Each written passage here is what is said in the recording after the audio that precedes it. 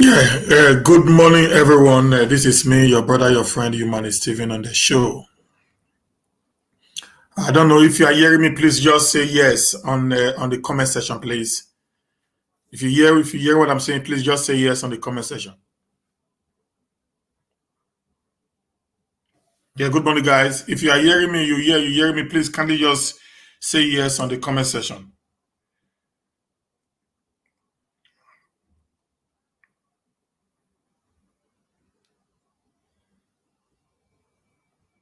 So governments need to act responsibly and see to the security. Hello, guys. Okay, you hear me? Say yes. Okay. Good morning, ma. Good morning. Okay, beautiful, beautiful, beautiful. Please, as you just coming in, give us some likes and give us some likes and share the video, please. As you just coming in, just give us some likes and share the video. Thank you, guys. It's going to be a very,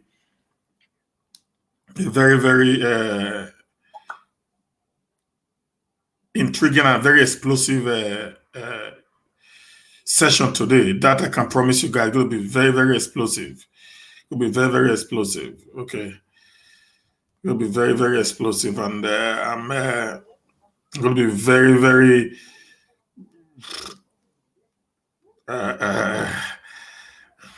blunt today. I'm going to be very blunt. Please, guys, just share this video. Let's invite people into the show. Just trying to share to people as much as I can. And I want you to do that also. This Northerners are really taking us for granted. I think the South needs to wake up from our slumber. We are dealing on things that is not it's not even worth dealing with. But whereas these guys are just there, planning all sorts of plans in order to actually take us unawares and take over our collective destinies. Okay, so keeping quiet and they just allow things to play on as if nothing is actually happening. We need to find a way to end it. If not, we're going to wake up one day and we'll have no land or no place to call our homes when they would have eventually, forced us out of our land. Okay, guys. Yeah. Now, yesterday, I good morning, Osa Francis. Good morning, Mommy Diaspora. Good morning, my bishop. I greet you all. Let me see how many people are still there that I need to just recognize before I start. Wilfred Abonze, good morning, Joseph Sunday. Good morning, Joy P. Good morning. I appreciate you guys for showing up today. Now, guys, like I said yesterday, I did a live video on the resolution or the communique of the Southern governor for the first time in the history of Nigeria. Since I know that the Southern governor, they put political affiliation aside and they decide to find a common ground, on how they can actually help, in solving the good morning, Mero. Good morning. Mr. Matthew, how they can actually solve the political situation in the South for the first time. And there was a unanimous agreement, despite political, differences, that open grazing should be bound in the South. Like we all know, many states have been saying that. It has been on different stages. Like the Ondo State Governor Rotimi Akeredolu, banned the Ekiti State Governor. The time of Fayose did the same thing. Then and some other few states have been doing it individually. They have never been, a collective decision like we saw in on Tuesday meeting, that there was a resolution that said open grazing must stop.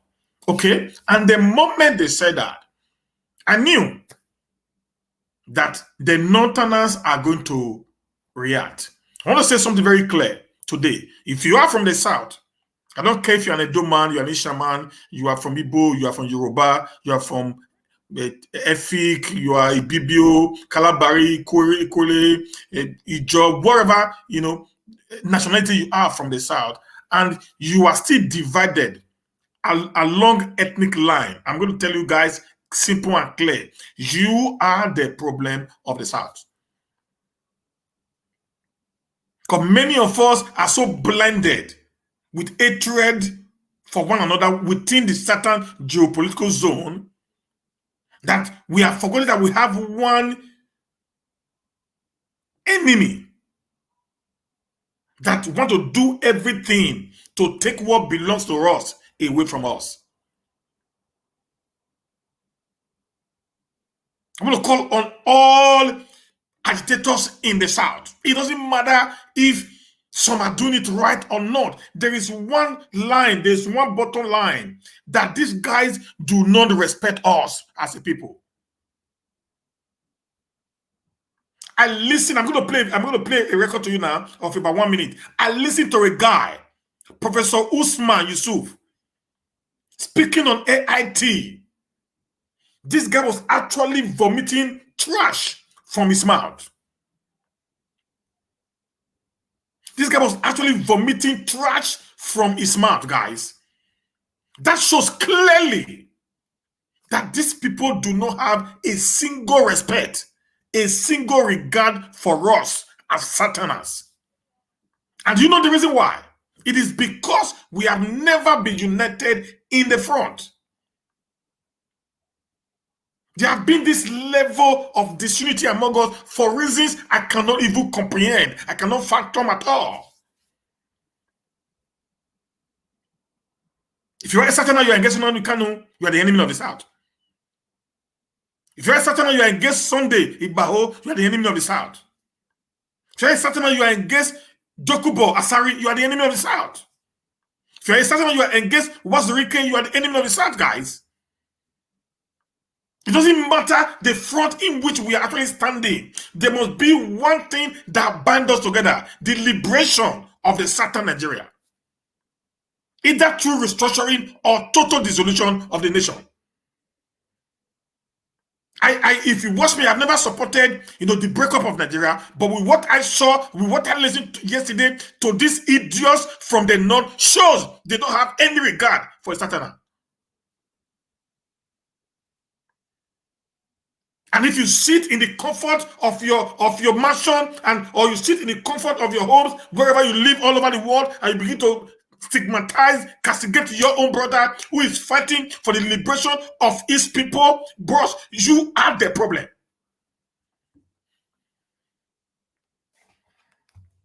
I don't give a hoot about how they do it anymore. I don't care the ways and manner these guys are doing it. But one thing that I'm very, confident about, that we need to do something.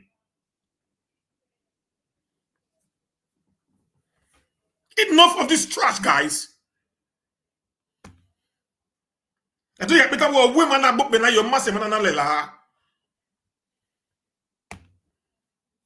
How can I be afraid of death when I know death is already knocking at my door? I cannot be afraid to speak when I know one day I will have no place to call a home.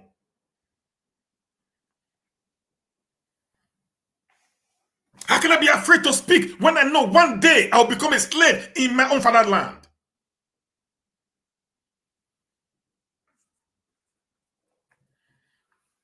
Arrest me, kill me for all I care. It's better a man lives for something than to die for nothing.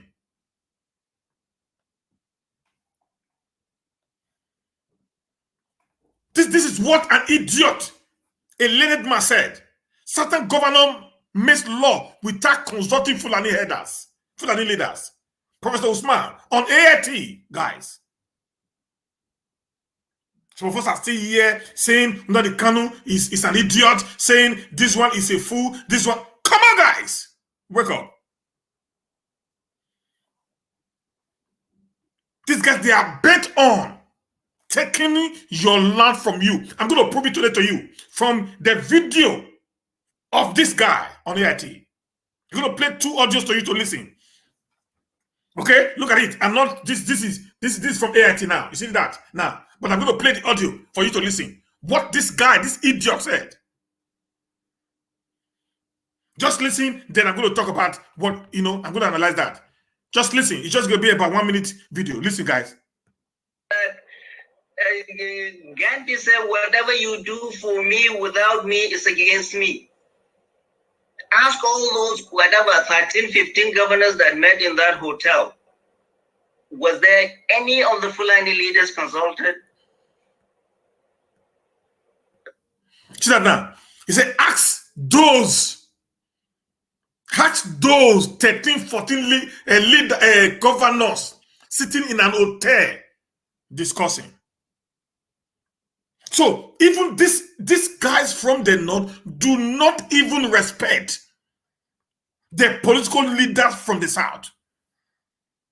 So these guys, this is a guy speaking now. They do not even give us, our political leaders from the south, an ounce of respect. To them, a commoner on the street of the north is greater than a governor in the south. That is the mindset of these morons.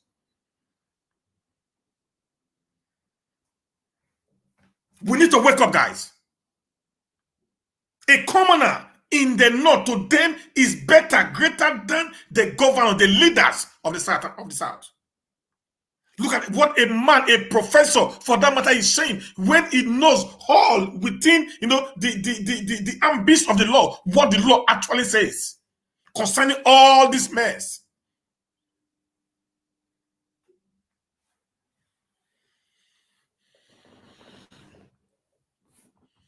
I want to speak to you, quota professor, because I know you're a quota professor. The way you talk, you are not learned.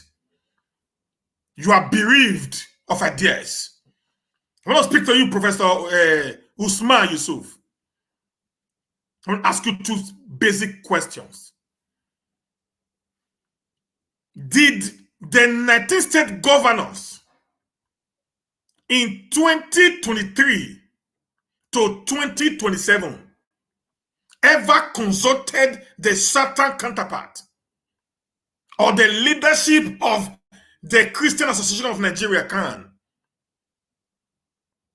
or their subsidiaries in enacting, formulating what we call the Sharia law? Did the 19 state governor and you people, the Northern Elders Forum, ever contacted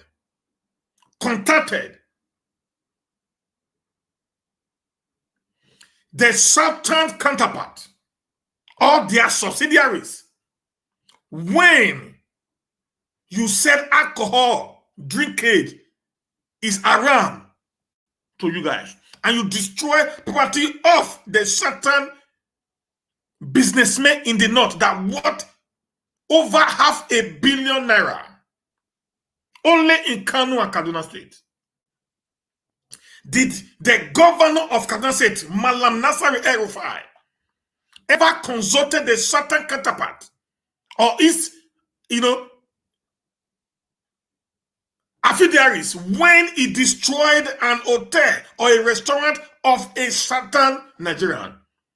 All because of some information that they got, they were going to have a sex party in the restaurant or in the hotel. I want to ask you, Usman Yusuf, did the northern governors and all the elders in the north ever consulted the south when they said we as the southerners cannot rear pigs in the north? The issue is this: the south are so weak, they are so divided along political lines that they lose their subconsciousness to understand that these people are up to something. With the way and manner this moron of a professor is speaking shows clearly they are all actually after the lands in the south. A government want to take decision in protecting the life and properties of their citizenry, which is their first constitutional responsibility, according to the Constitution of the Federal Republic of Nigeria, nothing as amended. Then you are not asking them to take permission from another region or another state in order for them to have peace in their own land. This is absurd. It is preposterous, to say the least. And every meaningful certain Nigerian needs to be on the social media today speaking against the outcome of this moron of a professor.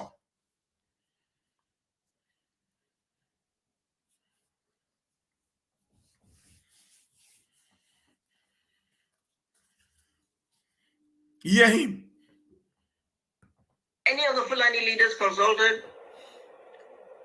So they are there making laws for people that they have not consulted. Now, let me say this, Professor Usman. They weren't making law for the Fulanis. They weren't making laws for the Fulanis. Let me shock you, quota system professor. They were making laws for their people. They were doing everything humanly possible for them to protect their citizens, not to protect the Fulanis. Because legally speaking, the Fulani elders who are actually roaming about the streets of the South do not do a legitimate business. I'm going to make it very clear to you, okay? This is the 21st century. Every businesses that is legal need to be registered with the host community where you live in. If you run a business in a city that is not officially registered with the government of that very particular state, it is illegal business. In the developed world where you travel to take your medical for your tourism and all that, you don't open a shop overnight and say this shop and you start running the business. No, it is illegal. You must go through the registration process of making sure that that business become legalized and taxes are being paid to the government. So in the first place, excuse me guys.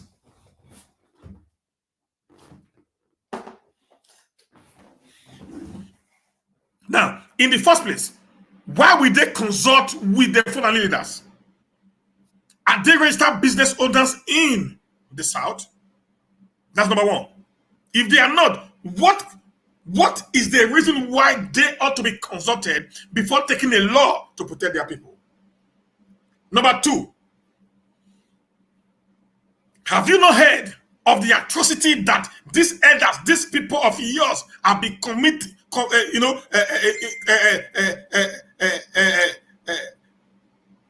Committing in the South, raping our women, killing our people, destroying our livelihoods. On which ground, on which occasion have you ever, as a northern leader, spoken to these people when you hear of the menace that they committed in the South? Number four, do they actually pay tax to the country, to the state where they actually do their business?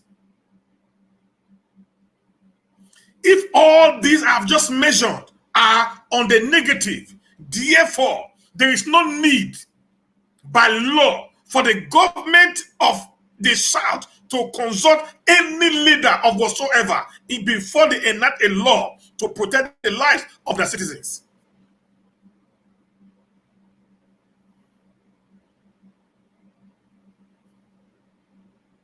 It's just to show to us that these people feel they own us. They feel they can control us. They feel we do not have power of our own. That is a show that this idiot of a quarter state professor just said on AIT. Listen, let's continue. There's a problem with government. Disconnected, out of touch with realities of people. You must sit down and talk with people you are making laws for. None of those governors have sat down with Fulani leaders in wherever they are and tell them what we're planning to do, or what we're going to do, or what alternatives are there. And then they're sitting down there and making laws. You hear that? And they are sitting down there and making laws. Oh God. Listen, guys, if I was a governor today, I promise you, I would have made this guy to understand that I would have done what Malam Nasser El-Rufai is doing in Kaduna State. I would have enacted this law. I would have done what Fayose did in Ekiti State. You dare not come to my state when I said there is a ban on open grazing. There is no ethnic nationality that is monopoly to violence, guys. No, the Christianity that we follow today have actually given us, this idea of do not fight.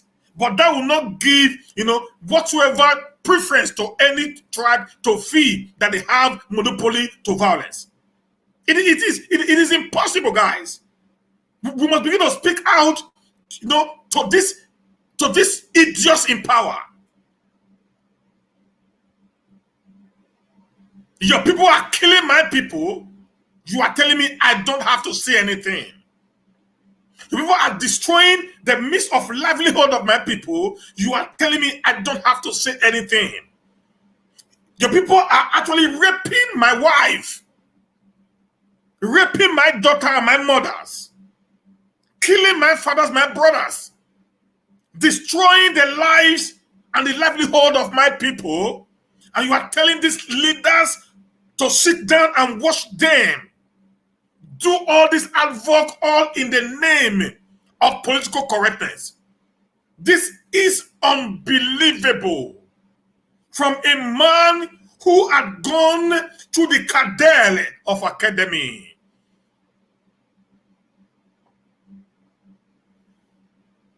To me, it is a wow. A negative wow on me, guys. When I saw this video yesterday, I was fuming. I could not wait for the day to break, so I can release my venom on this quota system professor of a guy. Let me shock you, Usman Yusuf. I'm not going to call you professor. You are no one. There have never been any time in the history of the Fulanis to have defeated anybody all around the world. No time. Go check history. In all the fight that they have engaged in, they've never won one. Even in Guinea-Bissau, the Futajela, where they came from, they've been chased away. They've never, in the history of the war, except the one that Usman Dafodo did in the north. And I told you that war was not actually won by Usman Dafodo. I thought that war was won by the Hausas and the Canaries, the indigenous people of the north. The taking over of Ilorin by Usman Dafodo foot soldiers was not actually won by the Fulani. It was won by the collaboration of the people of Ilorin under one of the general who sold out. I also told you the reason why they also get to the north of Edo State, along the Akoko-Edo Axis, so because of also the saboteurs of the people there. There will not be a time that the Hausa Fulani actually won a war without the collaboration of other ethnic nationalities in Nigeria. I want to also tell you today, Mr. Yusuf Usman, that the civil war was never won by the Hausa Fulani. Rather, the civil war was won by the Middle Betas and the Yorubas against the Igbos.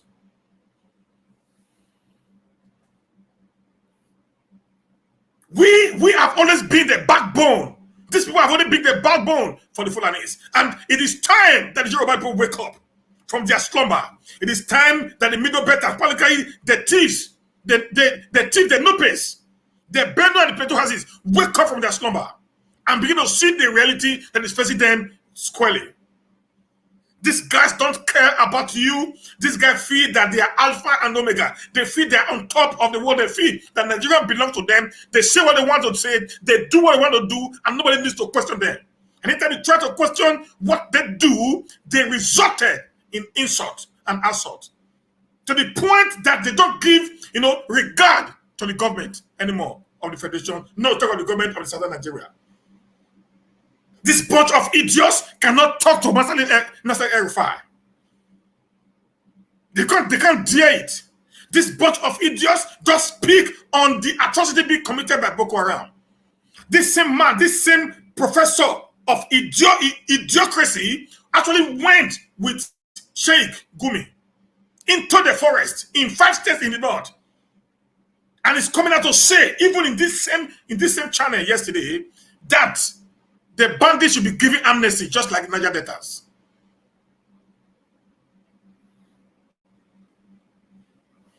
And my question has always been, what are they actually fighting for? What is the rationale behind them picking arms and get the state? We want to know the Niger debtors had a reason for agitation.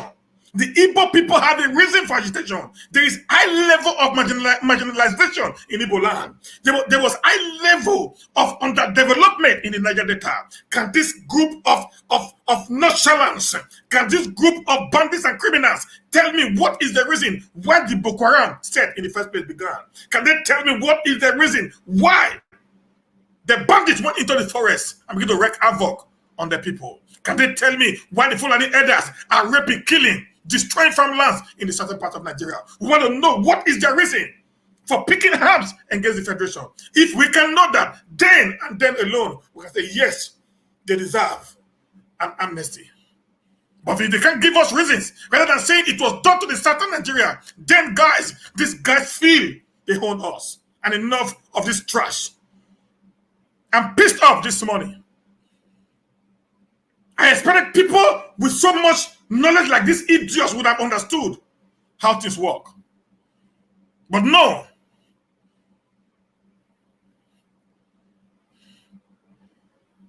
But no.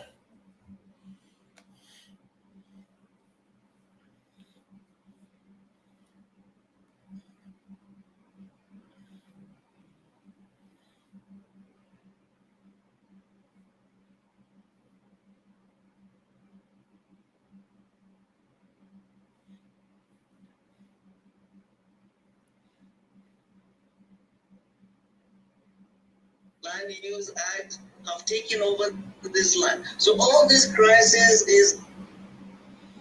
Now you're going to listen to another video again, guys.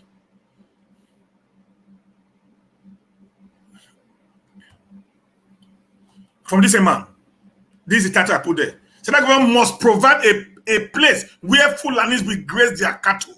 This same quota system professor said this.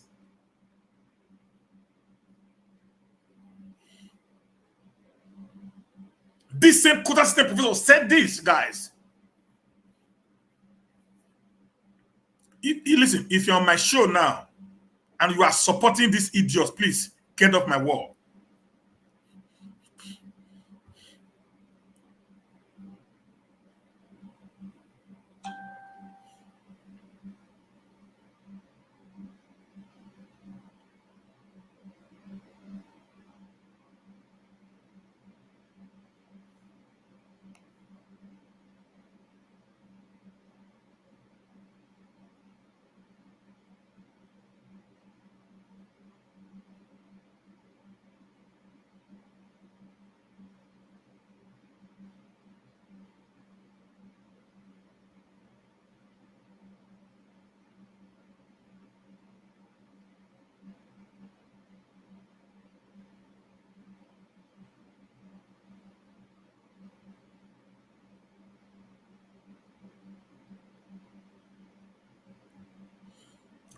Listen, my brother, Sunday Joseph, let me say something very clearly right now.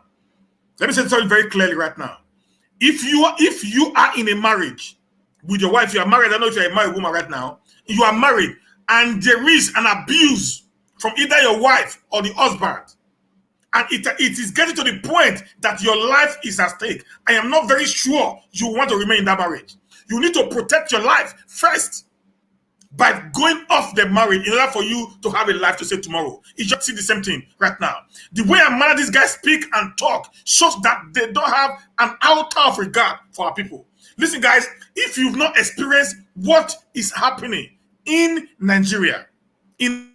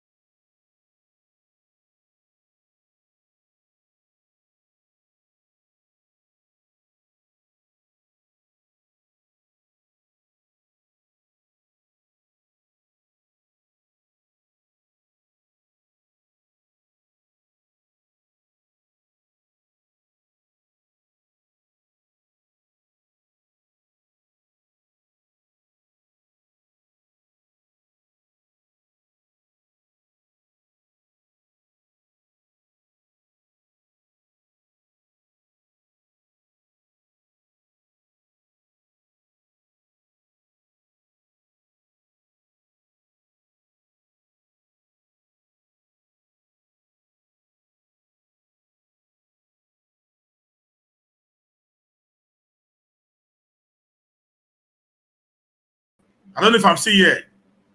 Please, if I'm still here, you let me know. Yes, I had a bad network.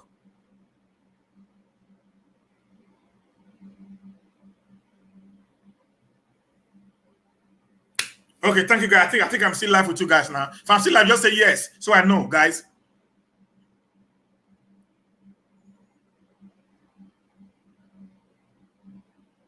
Okay, thank you.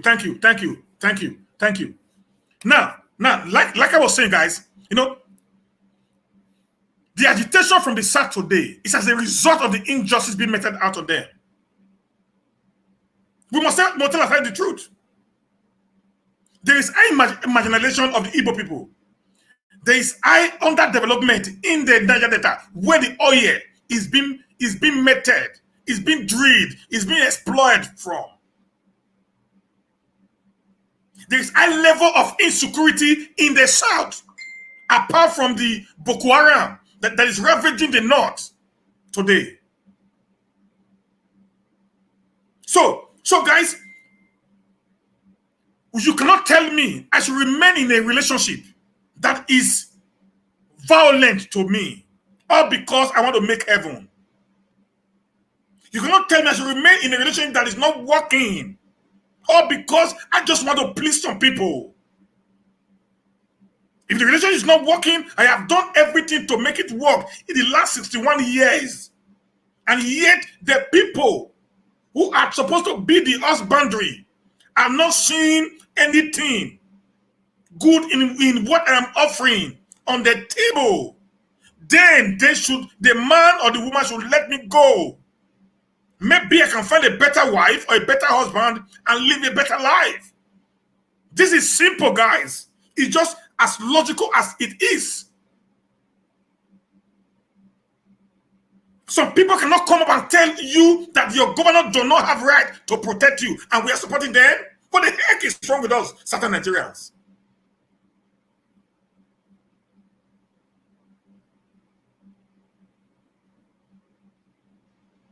What is wrong with certain Nigerians?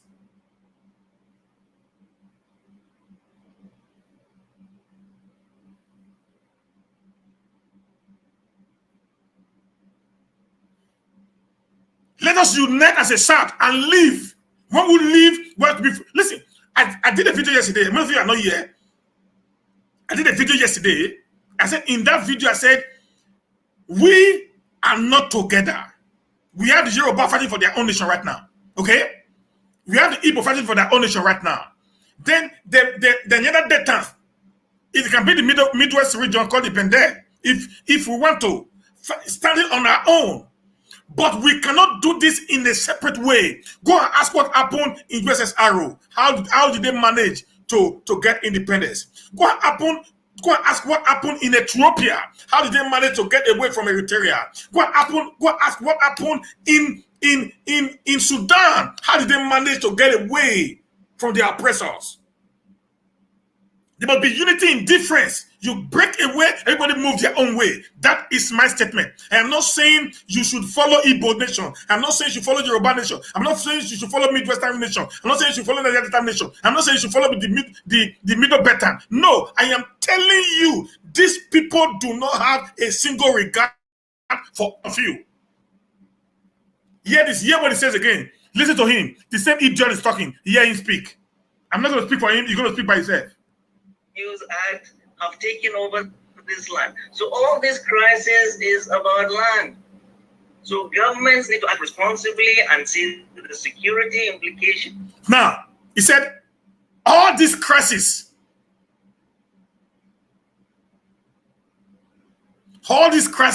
is about land. He knew. There's nothing that's new. All this crisis is about land, underlined.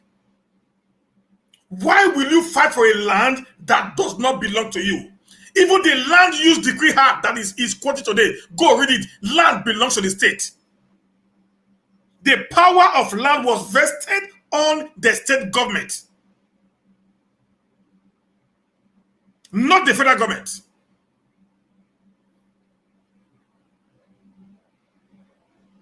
The power of land was vested on the state government. That's why state government give you C of O's. No federal government giving you C of O's. Even when federal government needs a land from a state, they apply to the state for lands.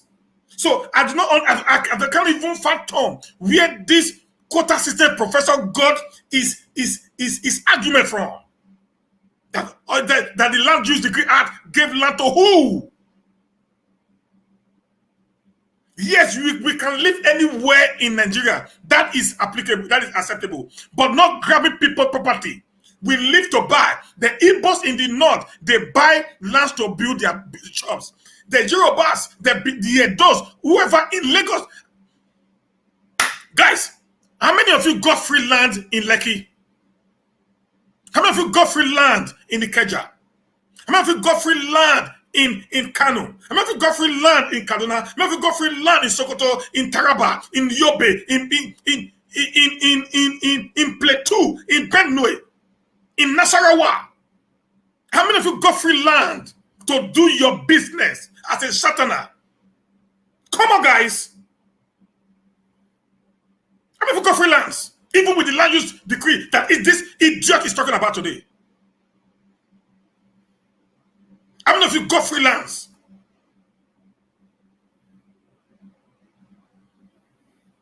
How many of you were given free land by the government, or you just go to someone land and dwell there in the north or in any other part of Nigeria? How many of you? Do you think you can live in the forests in the north and you will not be picked out by these idiots? Hear him speak, guys. Of this crisis, and this can be solved, not militarily, but responsibly. Professor Usman, what I asked you earlier, I do not know whether you can hear me now. I just hope you can hear me now.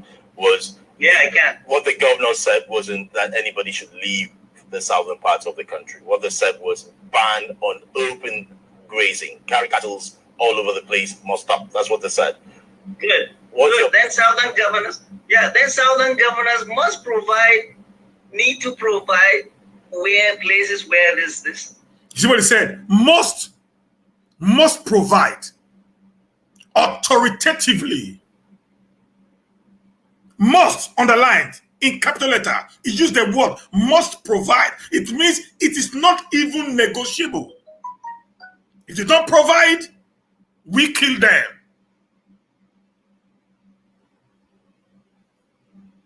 If the Southern governors don't provide land, we kill them.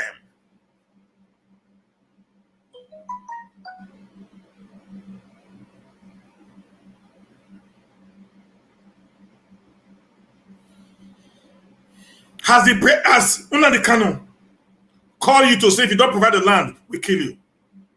Has the Lagos, the Yoruba people come to tell you that if you don't provide the land, we kill you? Has the Efik, the Jos, and others tell you if you don't provide the land, we kill you? The answer is no. The truth about it is we can't fight. And we can't fight this whole fight without not uniting in the South. You guys should forget it. If you think you can win this war by destroying yourselves, guys, I promise you, you're going to wake up one day, Nigeria will be like Turkey. You're going to wake up one day, you will realize what some of us were clamoring for. You will be a fugitive in another man's land. You're going to wake up one day whereby the entire family will be wiped out. You will be left alone.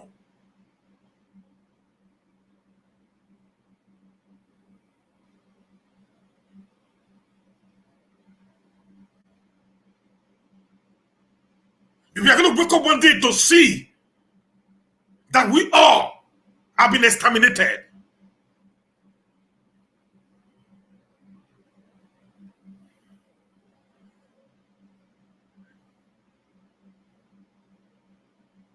I'll be one of those who preach peace.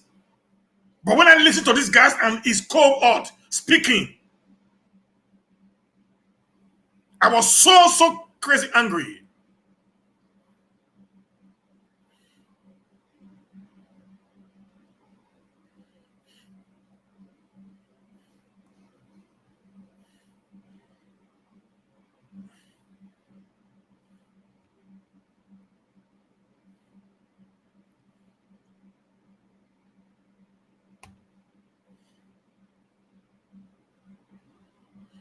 This is another statement again from the same people.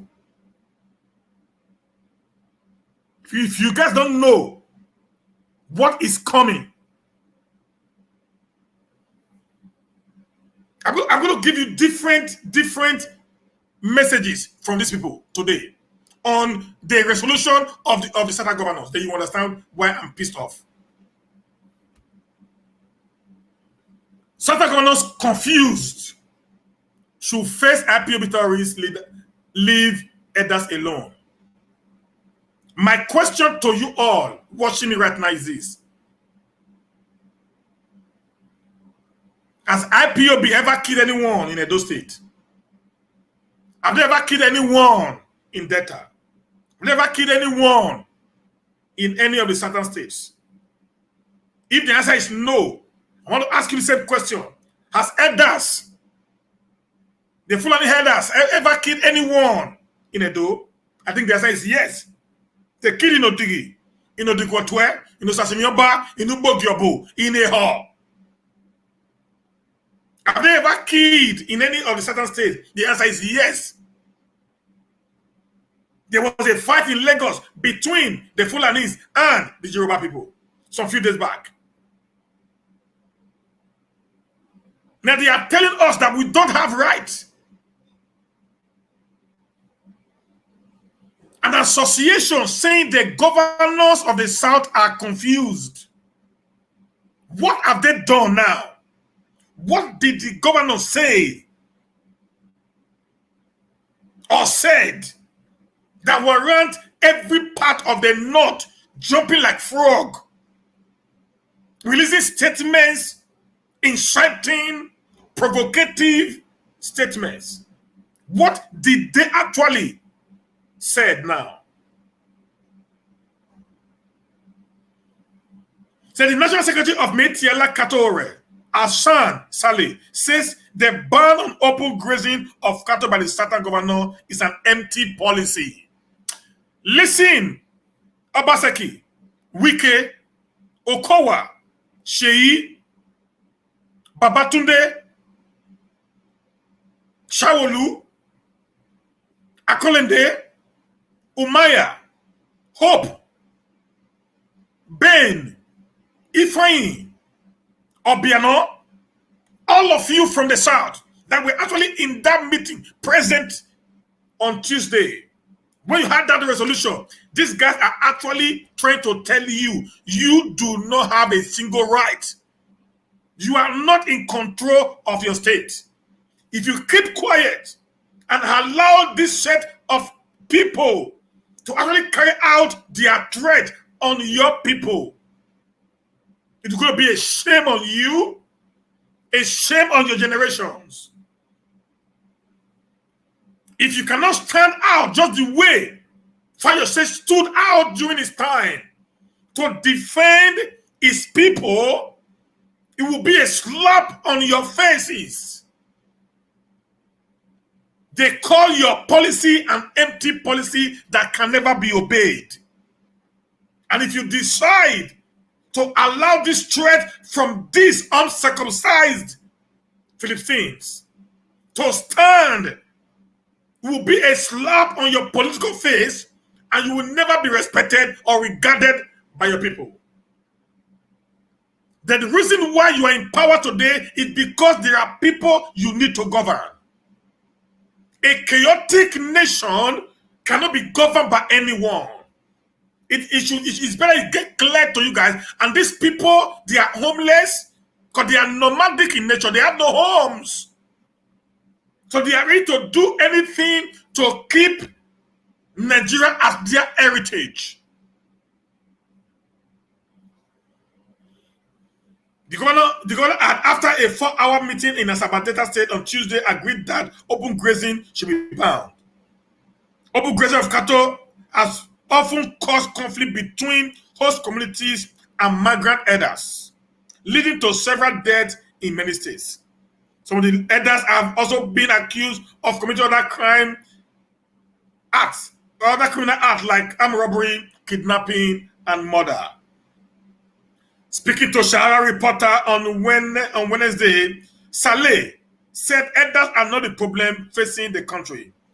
He described the Southern governors as confused and mischievous. Who are the problem facing the nation today?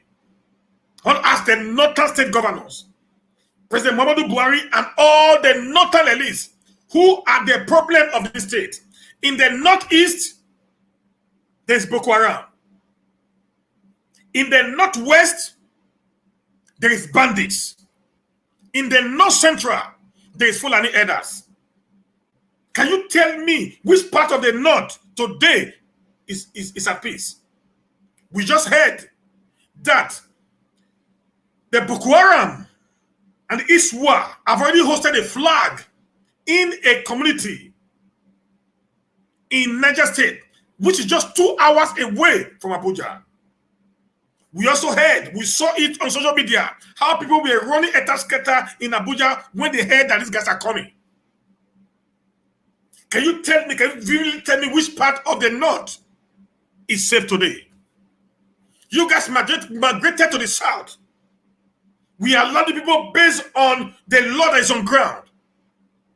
Today, you've turned the entire south of Nigeria to a theater of war.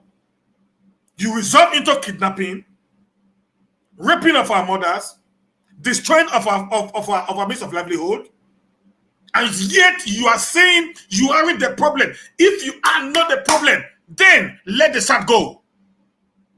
If you feel we are inconsequential, if you feel we are unimportant in this union called Nigeria, then allow the South to go.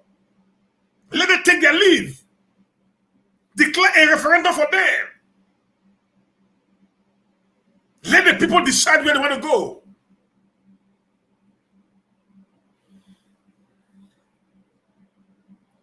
The governors are confused and mischievous. Are elders the problem of this country? Are they Biafra people killing people up and down, burning police stations? Mr. Hassan, you know, you guys are very funny. I said it in my video that what is happening in the East is a way to paint the Eastern as bad. They know what they are doing. They've already started. Now, they are heaping all the blames in Nigeria now on the East.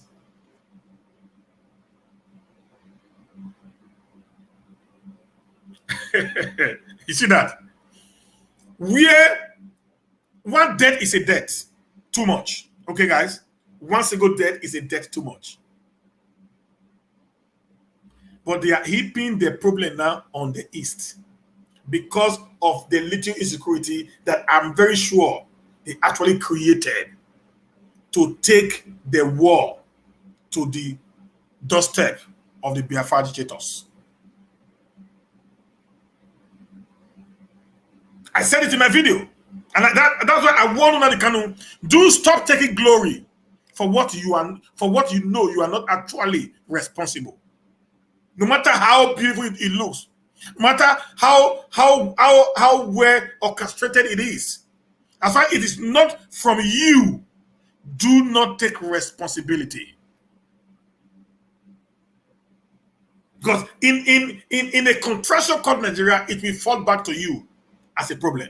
I said that in one of my videos. If those of you that follow me frequently will know that I've actually made this statement before now.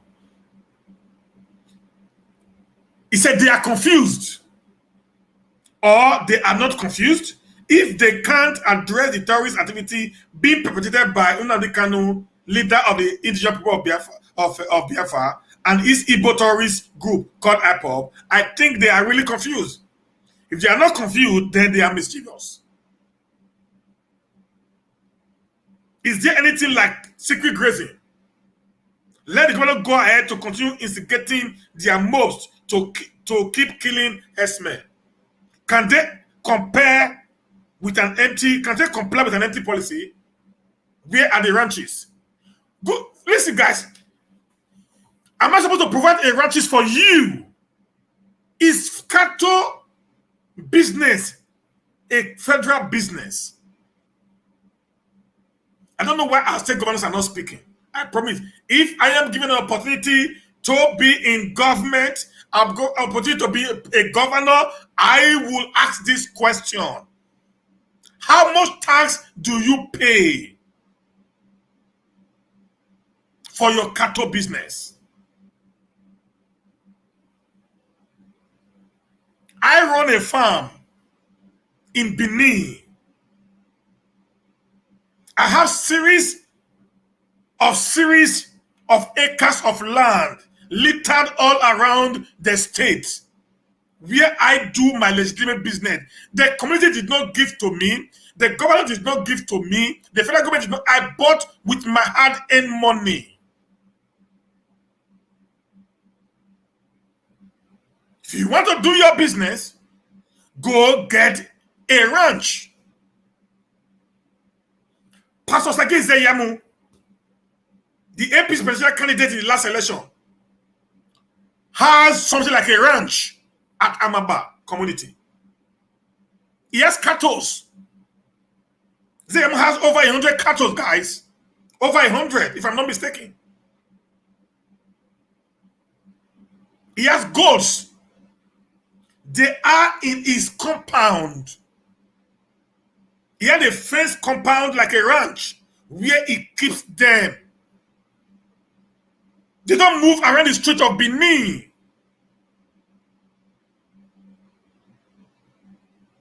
If you want to get into business, do it the right way. This archaic way of taking cattle, by foot from the north to the south is already gone. Whosoever that is involved in this business of cattle rearing should please go and do the needful.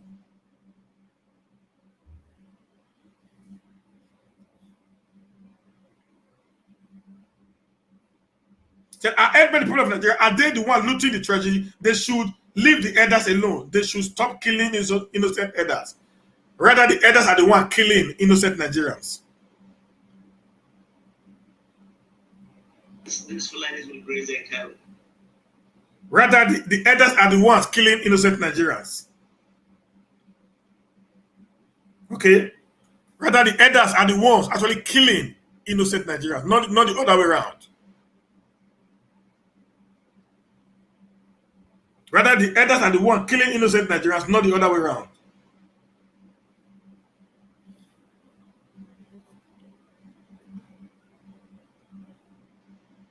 We can't keep quiet.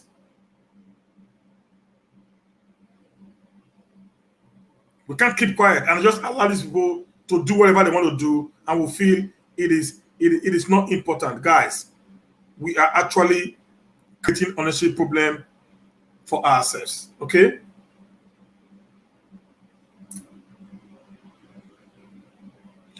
Look at what I'm going to read something for you here, guys. Now, look at what Governor Udom said. Akwa State Governor. You hear this? Those of you supporting these killers. You hear what he said? Said police released armed Fulani militias.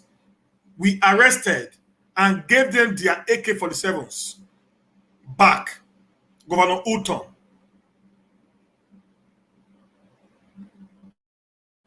Released Fulani militia we arrested and gave their AK-47s back to them. Governor Udom. And I'm going to read the paragraph. It said, we arrested persons with a fake army uniform carrying 18 AK-47 rifles and added them over to the police. However, the police hierarchy gave express order that those persons should be released and their guns handed back to them. We want to let the world know that if there is a breakdown of law and order tomorrow, the police should be held responsible. All attempts to speak with the top hierarchy of the police in the zone and at Abuja were rebuffed. Governor Emmanuel Udom, Akwa Ibom State Governor. So please, we should stop supporting what is not actually workable. These guys do not care about you. They see us as a second-class citizens in the nation called Nigeria.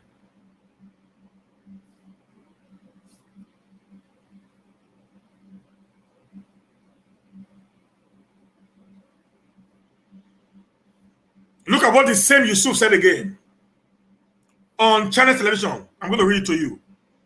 Say, bandits are tired. They just want peace. Bandits are tired. They just want peace. SNHRS boss, quota system professor, Yusuf Usman. Said the former executive secretary of the National Health Insurance Scheme, Usman Yusuf, has joined those clamoring for amnesty for bandits, saying they are tired of hostility and just want genuine peace. Yusuf, who said this in an interview on Arise TV on Tuesday, noted that what he was asked, what he has so far learned from the several meetings between Islamic cleric Sheikh Ahmed Gumi, himself and the bandits, shows that they are willing to listen to religious leaders and lay their hands for peace to reign as they are truly tired.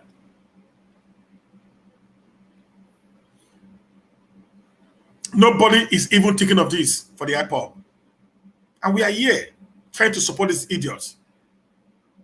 They are clamoring. How many people have IPOB kidnapped? How many people have IPOB kidnapped? How many people have Ojudu agitators kidnapped? That they are being killed up and down. See, there are people that have kidnapped killed a lot of people. These guys knew where they are. How many soldiers have gone to kill these people? How many bandits have you heard they killed? You heard that the 17 people that was released, or 27 people that was released in Kaduna State, that they actually went to negotiate for their release. This man said it on AIT.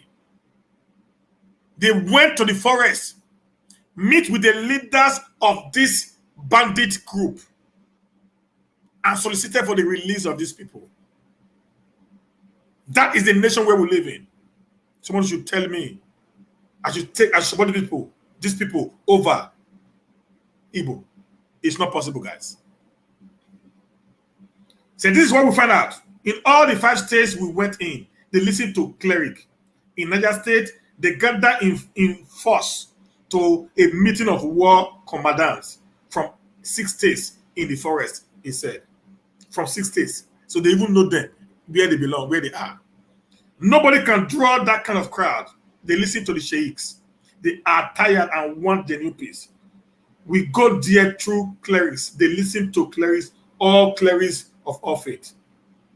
Yusuf also added that although there is a role for the military in the fight against banditry, military action alone cannot solve the issue of banditry, as that will not make the problem go away.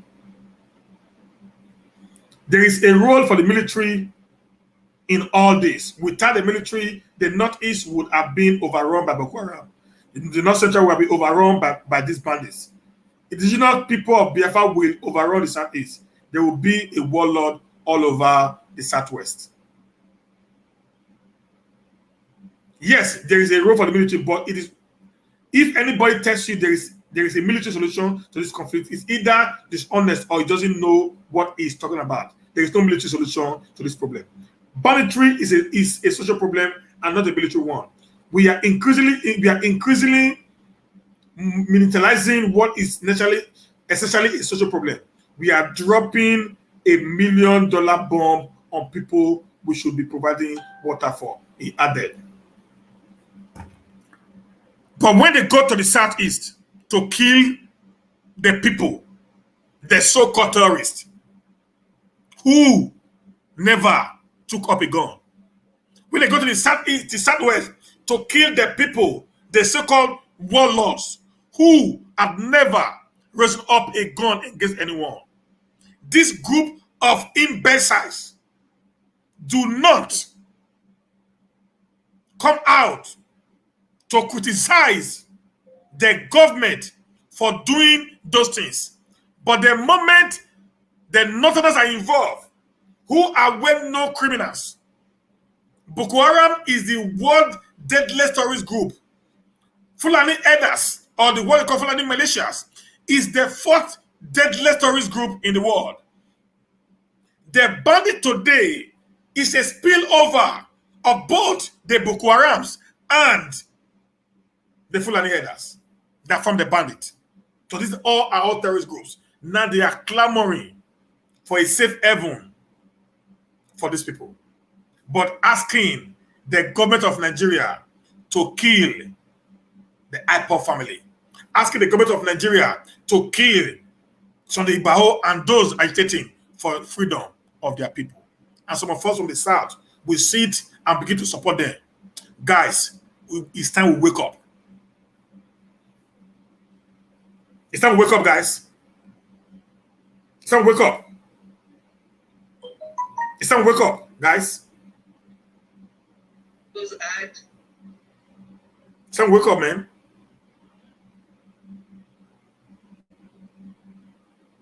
It's time we wake up, man. It's our time we wake up, guys. If you like, try to pretend these guys don't love you. If you like, try to pretend to be a nice guy. They don't love you. The middle belt knows better now. The middle belters knows better now. Yes, they actually know better right now. If you ask a Benue man, he will tell you, I'd rather live with the Igbos than live with the Northerners. You don't know them. You don't understand who they are. You don't get how wicked they are. Okay, guys? It's very clear. We start getting that. Very clear. Now, let me go to local now. I will round up for today. So yesterday, I read a petition, a protest letter written by the leadership of the PDP in Edo State under Dr. Tony Azabume and the secretary to the national chairman, Prince Uche Sekondo, over what they call the injustice meted on them by Governor Inoras Obaseki. And they said they brought in three, men, Chief Raymond Dokpesi, they brought in Tommy Kimi and Chief Ogiadome to the meeting without them. And they said all the things which you can watch the video of yesterday to get the first part. Now, the High Chief decided to reply. He had to reply them, and that's what I'm going to do, put a little bit of analysis on it, then I advise the PDP and the governor that will be done for today. Okay, guys?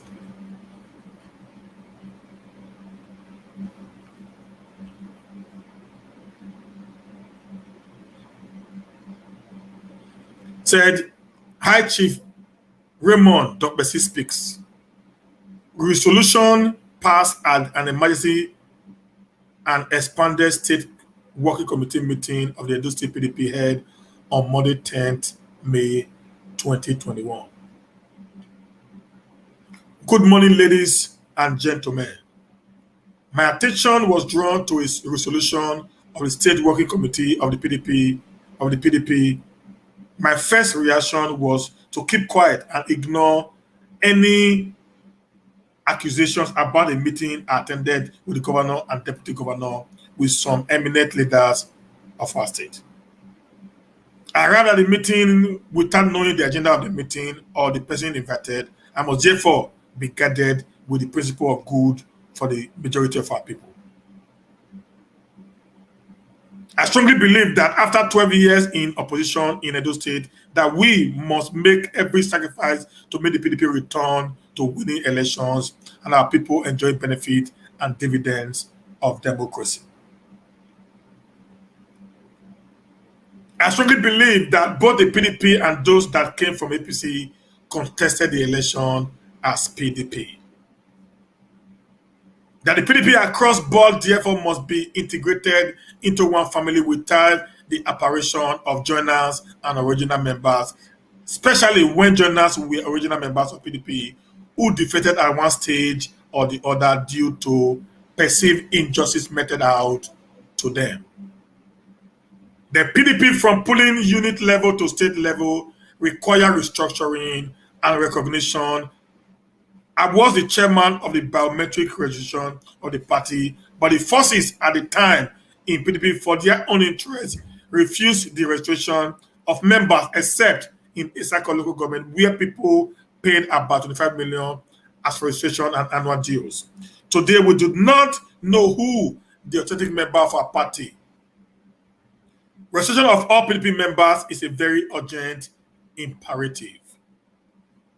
I went with the campaign team to virtually all the wards in Edo State, especially Edo North, as chairman of Edo North EDA and leaders consultative meetings. I visited all the wards in the state except 6 of them. I appreciate the need to develop our state and make life more bearable for our people. It is the responsibility of every true Edo person to join hands with the governor and his deputy to achieve this. 6 months into their tenure, people are struggling to occupy positions and not hold the governor accountable for not building the deplorable roads and providing the necessary infrastructures. For the good of us all, we must set aside our ambition and selfish interests. We must accommodate ourselves. I also observed that I allegedly did not support the emergency of the current state working committee members.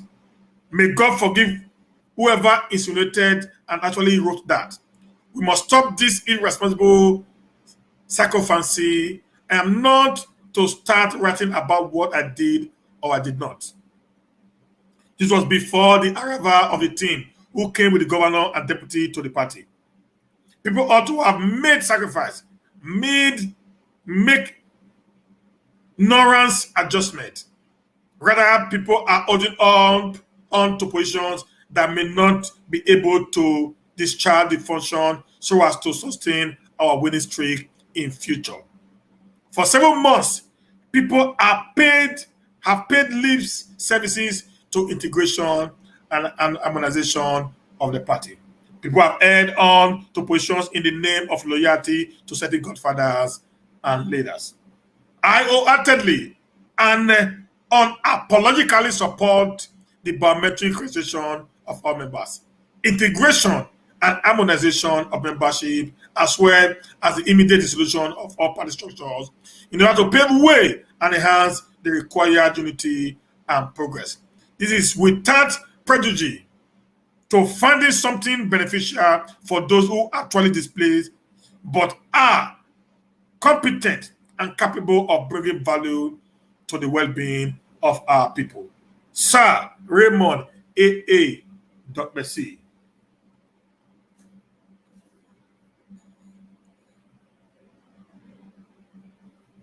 Now, this was what happened there. He had just given his own narratives of what actually transpired. And I think the leadership of PDP should calm down. They should calm down. They should actually calm down. PDP didn't win the election. Edo people did. Actually, we in the diasporas contributed immensely to the winning of Governor Norris Obaseki in the last general election. If he had gone to any other political party, he would have still win the election. That's number one. If you remember when our brother Emmanuel Bogun was on ITV with Stalin Sakonokodi, he made it clear there that when he went to some people, they told them, our brothers, our sisters, our mothers have told us that it is Obaseki or no one else. So if this is clear, they should calm down. Listen, supporting a government is not because of what you're going to benefit. This should stop. This Bele politics should stop in Nigeria. This is the reason why we are not moving forward as a people. A government came to power and you want everything. What is a newcomer and a old comer in politics? The newcomer holds the knife and the yam. Why can't you integrate them together, guys, so that you guys can move on and we'll have a more harmonized nation, a more harmonized state for development? The Ekewa axis of the road is not being tied yet. From Aba River down to Gelegele, on the airport road is not being tied yet. There's no light in Benin City. You guys are not having anything to say to the governor. All you want is he should give you positions. Are you guys actually coming in to add value, or you are coming in to disvalue the government?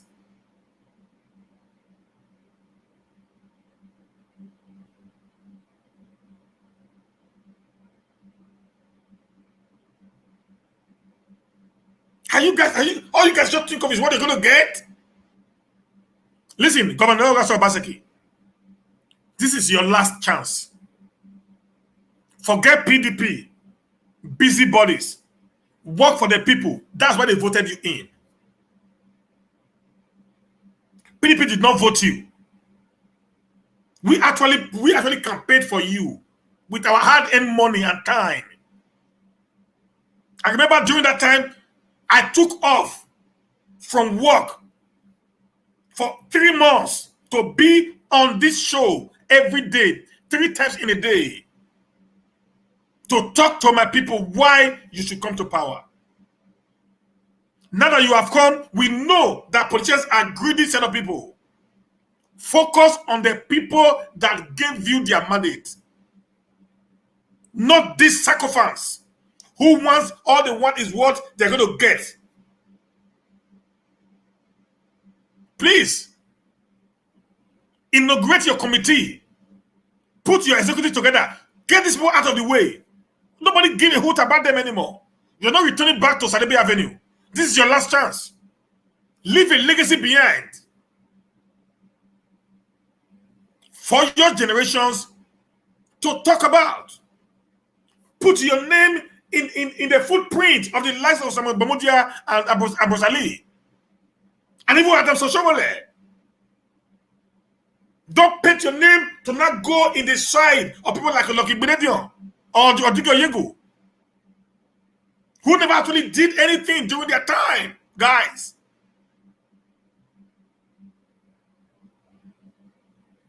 Don't think of what you're going to gain. Don't think of what you're going to amass during this period. Listen, guys, listen, Governor sir. Any house you build today, you're going to behold in some time to come. Any money you have in your bank is going to be useless to you when you be in your 80s. But any legacy you leave behind will live forever for your children, and generations yet to born. People will talk about you. People will talk about Chief Awolowo today. People still talk about the last of Dr. Nadia Azikiwe today. People still talk about Samadu Bello today. People talk about people like Abad Macaulay today. Some of us were not born when some of these people died. But today, because of the legacy they left behind in their different time and season, people still remember them. History still beckon on them today. Leave a legacy behind that the people will remember you for.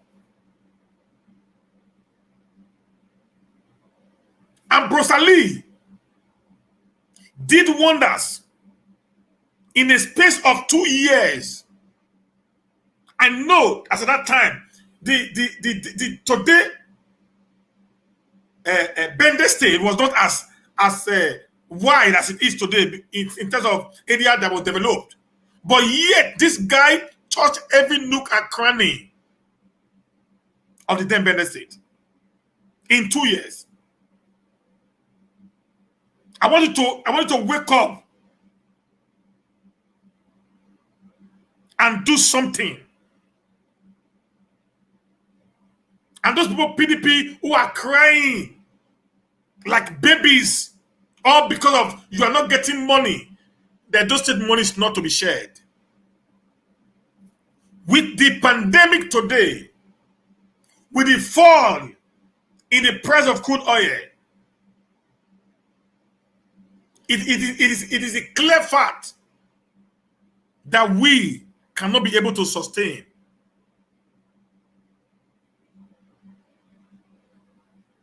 the kind of lifestyle that you guys have been living as politicians. It is only in Africa that I see politicians come into power poor, leave power becoming millionaires. What is their salary per month? What is their salary per month? As a governor, as a commissioner, that people are dying for today. Even as an SSG, what is their salary per month? If not because of the money that they actually embezzle while they're in government.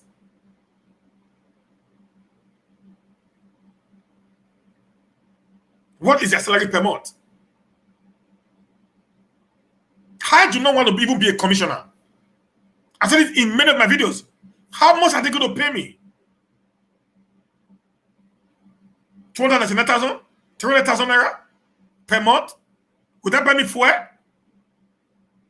To even drive my car from my house to the government house? I don't think so. Would that take care of my bills, my monthly bills?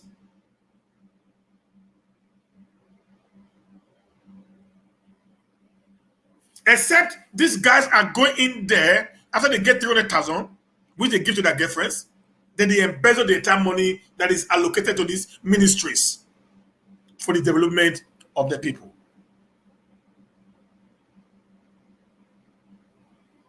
That's what I see. Why they are fighting, wanting to die, to be a commissioner.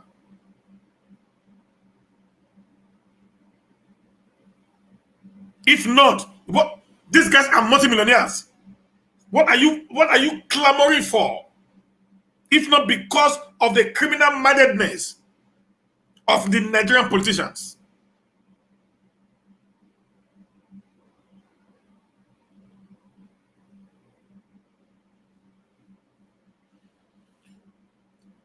If the people, Governor Inogas Obaseki, if the people will continue being at your back, they should see the extent of what you're doing to better their lots. If they will continue supporting you, fighting for you, they should see the extent you are doing to reduce their suffering. Both in terms of social, economy, and otherwise.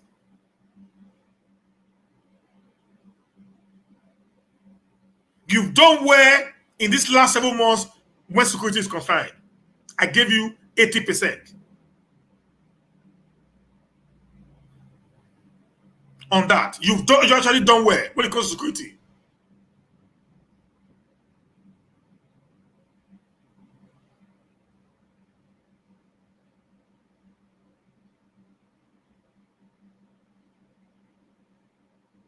You actually done well on that. But the roads, the rainy season is coming now. You know, Benin is on the savannah.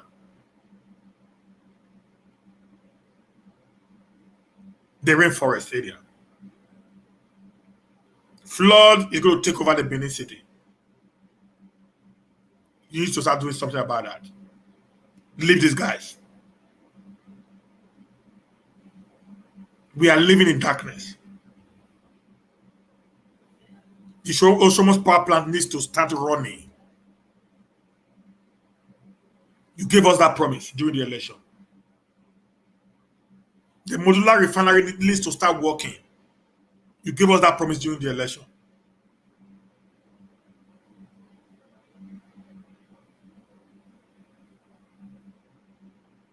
You promised to lit up the entire supply road via the Oshoma power plant grid.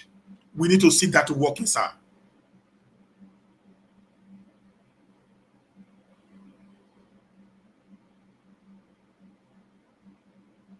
Also, the Edo GIS is becoming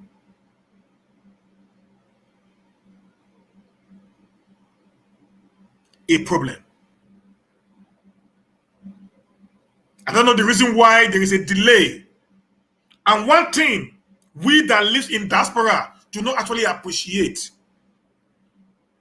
is when the people who are given responsibility refuse to talk to the people that they are responsible to. Because where we live, if there's any reason for a delay, even in 1 day, the person in charge of that ministry or agency should speak to the people. If you tell me that if I submit my application for a CFO and I will get it in 1 month, it had to be 1 month. If there are reasons why it can't be, there need to be a circular, either on social media, on print media, or on television, to actually tell the people why things are not working. That's how a government works, guys. We should not keep quiet when things actually deteriorating, all because we supported you. And I said before, I am not a politician. I will never be one. I'm not interested in any political office of whatsoever. But I am one guy who will always come out to tell the truth for the sake of my people. All I want is to see my state develop to become the hallmark, the center. Just like we actually started civilization as far as the Nigerian construction is concerned. So we cannot be at the bottom list now. We were the one that brought civilization to Africa. So I want you, sir, to start checkmating the Edo GIS. Is not working. I know people that put in the application 6-7 months. They've not gotten an offer letter. They've not gotten any reply. It isn't working like that. Most of these people, they live abroad. They believed in what you said. And if your people are not actually doing what they are expected to do, it will affect you as the commander-in-chief. Because you are actually the one that we are looking at. You employ them to work for you. You must also monitor the activities to make sure that they do the right thing. That is leadership. I praise you now because vigilante are working, but you're not the one that's actually doing the vigilante work. But I gave you the praises that they are working perfectly well. I give you the praises that salaries are being paid as at when due. Well, you're not the one that's actually in the Ministry of Finance. You got the praises. I give you the praises that Edo is becoming clean again. This every Saturday sanitation. Wonderful idea. I give you the praises, but you're not actually the one that is going on the street to make the clean Edo State. So I will still put the blame on your table if the roads are not being constructed. Tell the contractors to speed up. Yeah, I will give you an accolade for the Ogunmeyi Ugbo road that you tied. Ogunmeyi Ugbo Ebo road that you tied down to ADP. I'm going to give you an applause for that. That was a wonderful one. You actually helped in congesting the traffic at Ugbo Central Road through Limit Selah Passenger Road to Sapele Road. And many people now take the other road and get out at Airport Road and straight to Ring Road. I will give you an applause for that. You did well on that. So I must tell you that was wonderful. Please tell the contractor who is doing a Kenwa Road to speed it up. Those people are suffering. Those guys along the Kenwa axis, they are actually suffering.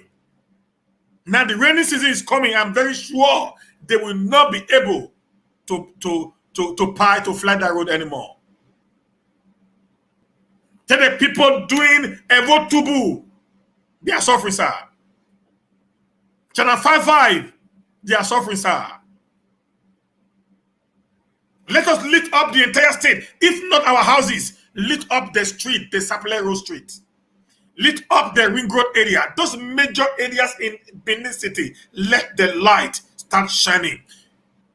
Get the grade from Oshomo that is being used now to power government, infrastructures. Let those grades be taken and fixed on the street light so that Edo can be peaceful, can be lit up again. Because when there is light, crime reduces. Crime actually grow in darkness.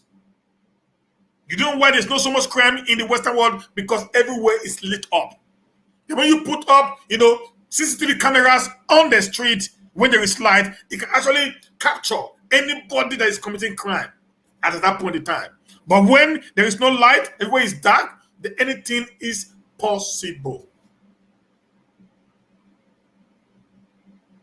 Sir, during your first tenure, you bound the CDAs from Edo State. Today, they have returned back again.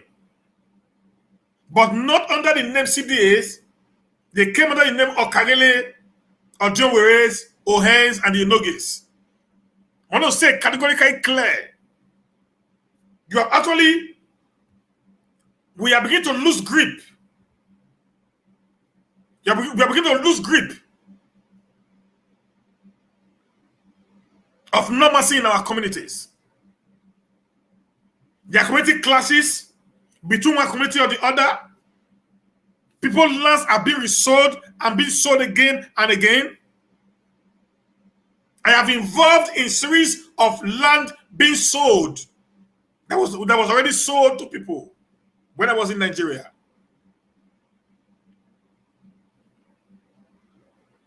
This is what the monarch have said is not going to work again. Oba will always speak. Oba does not have power to arrest. He will always speak, you put it into law, then the law take its course. But today, the CDAs have returned back.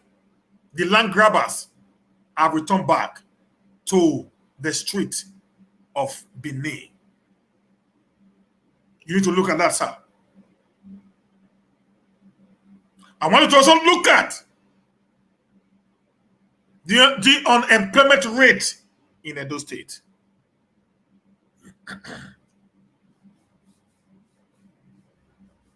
I'm not saying you should create jobs, but I'm saying create an enabling environment for investors, whether local investors which are beneath or the Edo people, to come into the state and invest in the state in order to create job. Or you try to bring in international investors to come into the state and create a job. But they need an enabling environment. They need some basic amenities on ground before this can happen.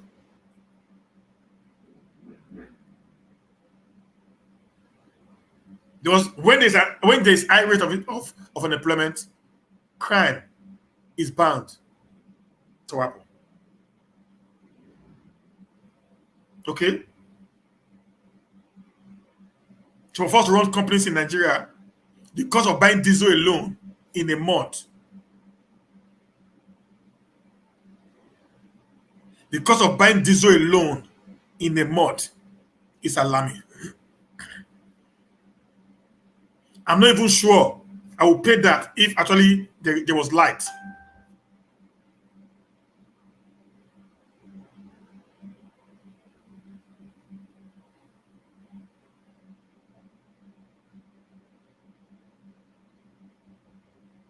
Okay?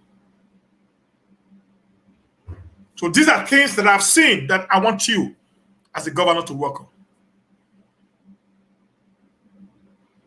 Monitor your contractors.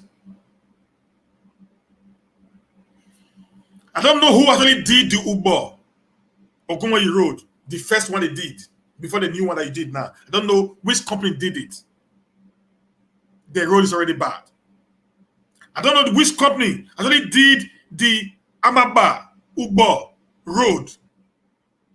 The 2 points where there's going to be gutters to take away the water is yet up to today. After 2 years of completion of that project, that point have not been fixed. That will create the beginning of the destruction of that road.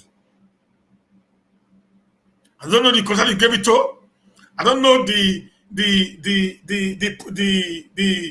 plan they brought for you before the contract was approved for them, because you actually gave them a plan on how to channel the waters, the flood from the street, from the link street to the moat.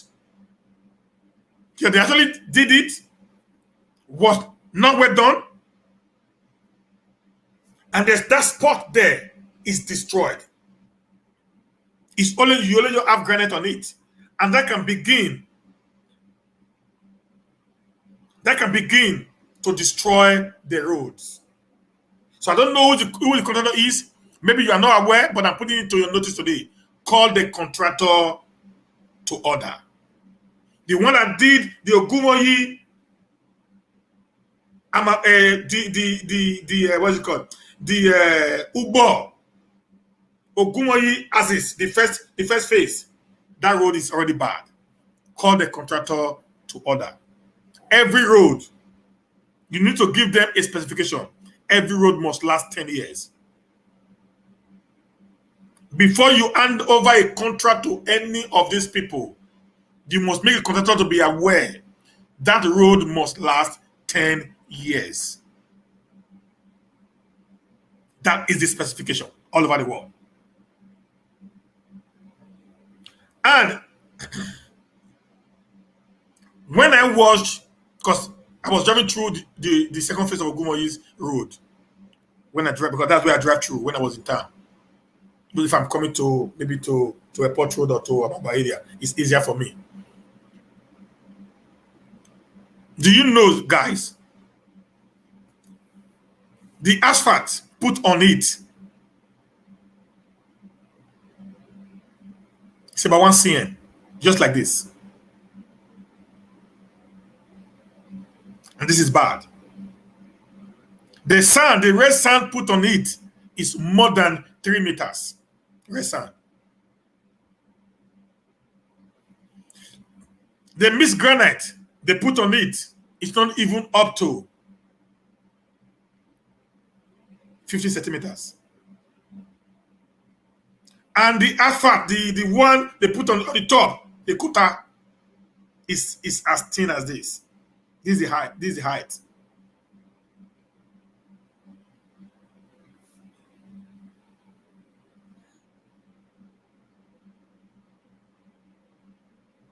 That road won't last. The drainages need to be deep, a little bit deeper. I don't know who is in charge of the Ministry of Transport. I don't know who is in charge of the Ministry of Environment. I don't know who is in charge of those people who are actually involved in constructions in Nigeria. I don't know who is the Chief Surveyor General. Who is the chief contractor in the government that actually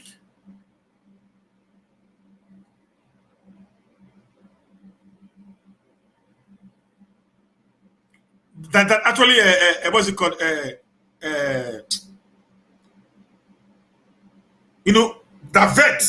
That vet all these jobs. I don't know who gave them the specification of what they need to do. They need to go back to the drawing board. You need to go back to the paper and check if these guys are actually doing what they be asked to do. Because that's why the road don't last. At least every road must have a specification.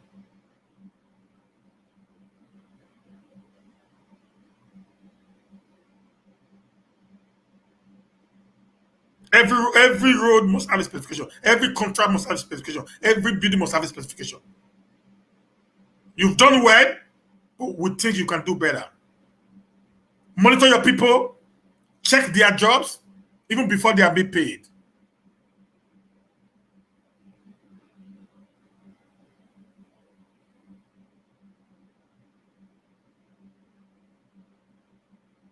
Okay, thank you, Minister of Works.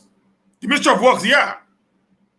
Go check these jobs. These jobs are substandard jobs. They are substandard. They will not last the test of time.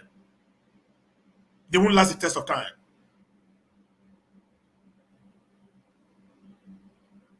Because you know something, sir. When a road is not tied, people know how to maneuver. But the moment the road is tied and it gets spoiled, it is more difficult to fly that road anymore.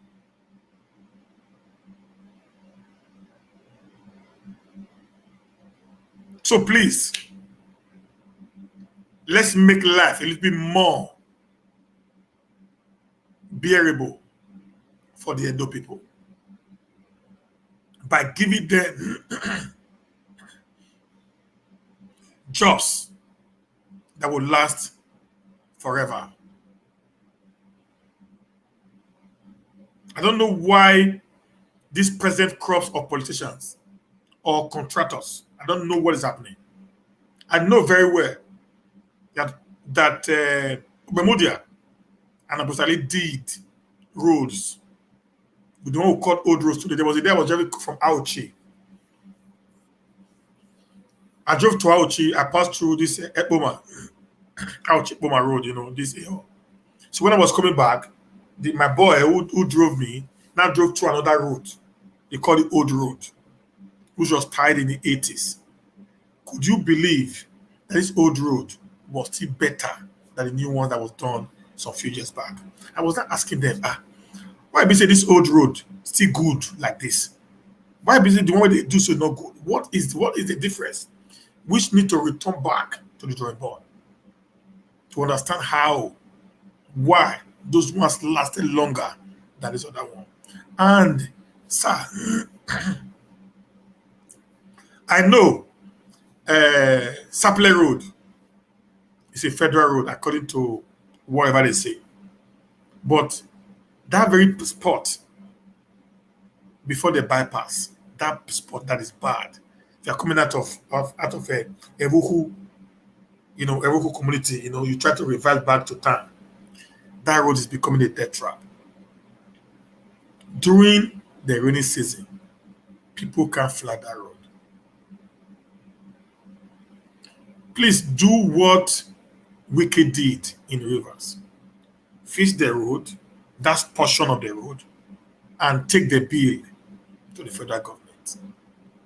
Your people are the ones suffering on that road, not anybody. Let's forget the federal government. Let's fight for the autonomy of our states, like we are doing right now, and so that you can have the resources in your state to you and you pay tax to the federal government. But while we are waiting for that, you ought to actually help in seeing that the life of the people, the stress they are passing through, is reduced to the barest minimum. It's reduced to the barest minimum. That's all I just have to say. I supported you. So if you know that I supported you, and you know I can also tell you the truth. I'm telling you the truth because I am not interested in positions. I'm telling you the truth because I don't care about anything that will come from the government. I'm telling you the truth because I love you. I love my people. I want you to write your name in the book of history. Do not join others that have actually brought down the Benin tribe as far as politics is concerned. Please, people talk about it when an Eduma comes to government, they do nothing. But when another Edo man, not the Benin man now, from the Ishan, they did marvelously well. Change the narrative. Because in this dispensation, since 1999, the truth of the matter is, Lucky did not do well. He failed woefully. Chobole came and we saw visible evidences of a Somole transformation. Despite most of it did not last, but we saw something good on ground. So you can also come and leave your name for others.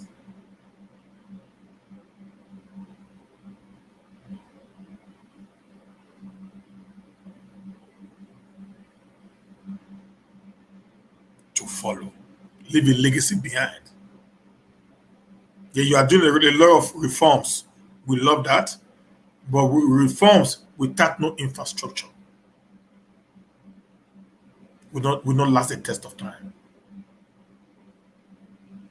Reforms without no infrastructure will not last the test of time. Reforms without no job creation will not last the test of time. Because an hungry man will not believe in laws. An hungry man will not obey the laws of the land. We must tell ourselves the truth. Nothing but the truth. A man who had 4 kids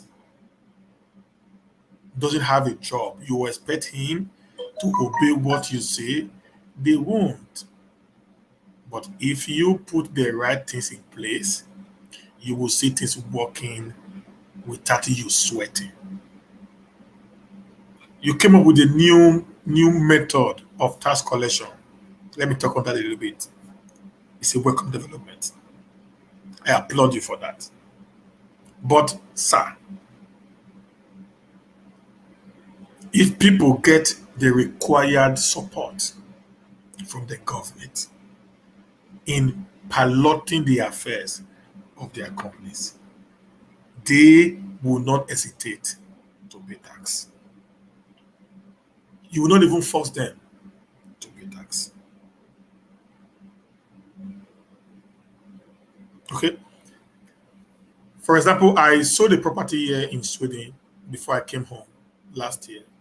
And I came back to Sweden because of that very particular property I sold. Because at the end of the year, I need to pay tax on the profit I made. The government did not even force me to come back.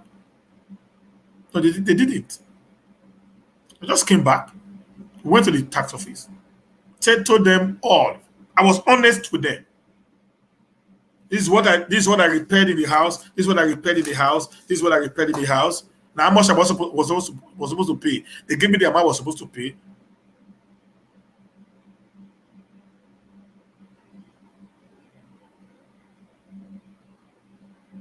They gave me what I was supposed to pay.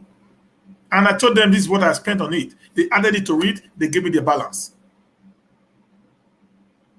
And I paid it joyfully. It's a lot of money. A lot of money. I paid it joyfully. I paid it to the government joyfully. Because why? They gave me everything necessary that made me feel belonging. I have 24-hour light. I have security. I have good roads. Everything is given to me on a platter of gold. So if you actually want to have this tax drive of 400, I mean 40 billion per month or 400 per month, whatever, you can. But you must be able to provide the people some level of amenities that they needed.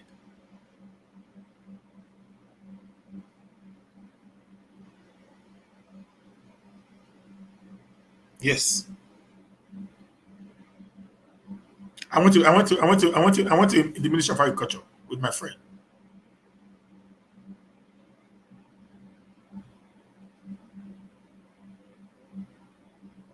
What did they do? The man they asked me to call to help in solving some mysteries in his farm charged us even higher than a private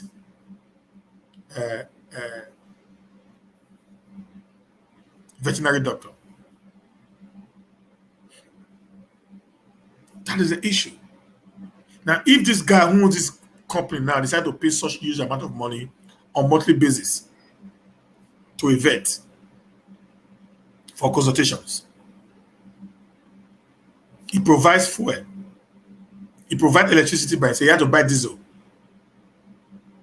he had to buy Lister generator. That's the least we buy. Not even ordinary generator. We have to buy Lister that can carry a farm if you're into animal husbandry. Practically everything he had to do it himself without the support of the government. No loan facilities, no technical know-how provision, nothing whatsoever. You see, they will be dragging in actually providing those tasks that you needed. Let's take clue from the Western world, how they actually run their affair, why people willingly pay tax to them. Get the government come out with something nice. If you don't have the financial uh, uh, uh, if you don't have the financial capability or whatever, give them a level. Come up with something like, technical knowledge, technical know-how. Technical know-how. Something that will help them in their quest to expand their business. So then paying you the tax or paying the tax would never be a war between them and the people. They will completely go to the tax office and do that. But if they are getting nothing from what is on ground, it becomes a little bit difficult for these guys to comply to what you're saying. I do not hate you. I supported you. But now election is over. It's time to govern. And we also must be the first to be at your back, to remind you all that you promised us that you were going to do. If you can't do it for any reason, give us reasons why you can't do it. And there have to be evidences backing why you can't do it. That's how I live. That's how I roll. That's how I do my things. If I were in your government, I will have a monthly account. If I were in your government, I will have a monthly account published on a website that will be accessible to every Edolite or every Nigerian. How many civil servants I have, I will let them know. How many political appointees I have, I will let them know. And what are their salaries? How much do I receive high as a governor? I will let them know. How much do my deputy receives? I will let them know.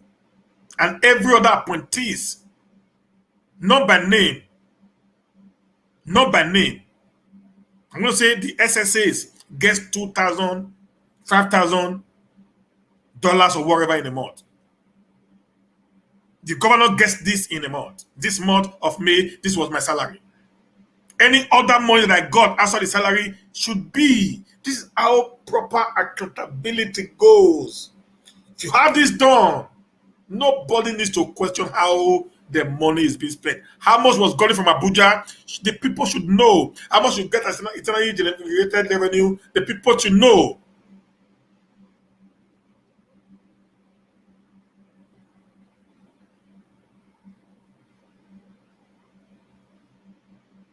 If we know all this put together, sir, you would have put your name in another level of governance.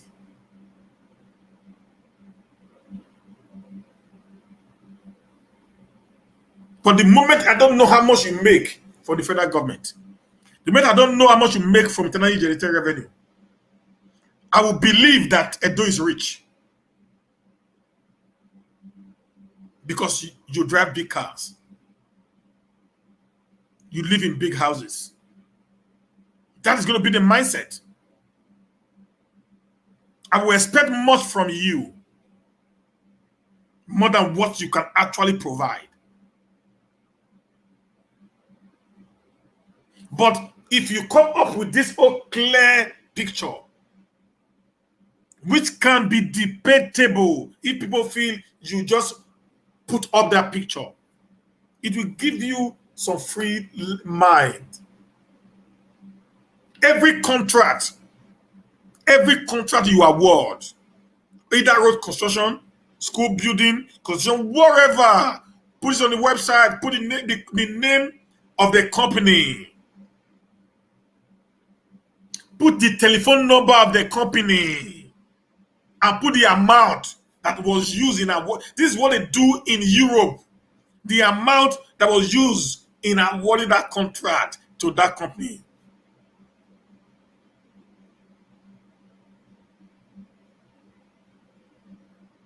So that people will not hold you accountable anymore. Then if the man who you gave the contract to, you said, let's say you gave me 50 million, you wrote 100 million, the man will not say, no, the governor gave me 50 million. That is what we call transparency. accountability. This is what is lacking in the entire Nigerian system today, not just only in Edo State. But we expect one person can break the yeast and start doing the right thing.